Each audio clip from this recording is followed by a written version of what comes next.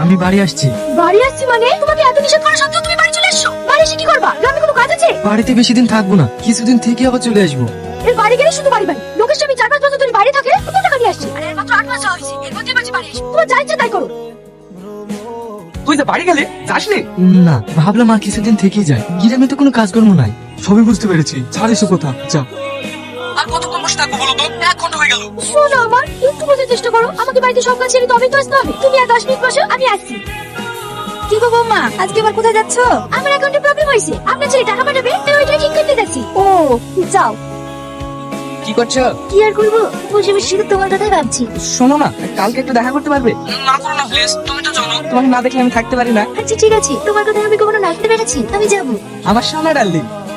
আপনি যে ব্যক্তিকে কল করেছেন শোনো না, আমি মিঞ্চি ফোন করছে, একটু ধরো। হ্যাঁ, হ্যালো, এই এত ব্যস্ত, কার সঙ্গে কথা বলছি না? মা ফোন করেছিল, তোমার কথাই বলছিল। ও, এই একটা কথা। আমাকে শোনো, তোমার শাশুড়ি কি বলছে? কি? তুমি কবে বাড়ি আসবা? মা তাই জিজ্ঞেস করছিল। আমি আবার বললাম ও তো বাড়ি আসতে চাইছে না, হারিতে বছর থেকে তারপরে বাড়ি আসবে। আমি ঠিক বলিনি বলো? হ্যাঁ। ঠিক আছে, তোমাকে আবার কাল সকালে একটা কাজে যেতে হবে। শুয়ে পড়ো, রাখছি। হ্যাঁ, ও গো, বাড়ির প্রতি মন খারাপ করছিল।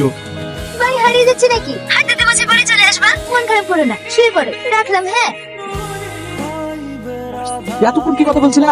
একটু বোঝার চেষ্টা করো। শোনা, ওকে না ম্যানেজ করলে তোমাকে কি করে সময় দেবো? আরে আমার জান গো, তুমি সত্যি অনেক চালাক। চালাক না হলে হবে, না হলে তোমার হবে কি করে?